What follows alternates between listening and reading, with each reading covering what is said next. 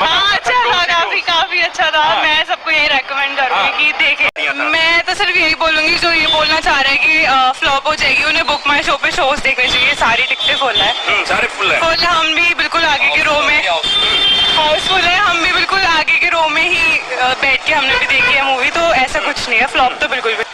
पाकिस्तान के बारे में वही दिखाया गया जो सच। मैं सिर्फ यही मैसेज देना चाहूंगी कि अगर हम मतलब अगर हम हिंदू मुस्लिम में ना पड़े और एक प्यार से शांति से रहे, तो I think that's the best. Hindustan जिंदाबाद।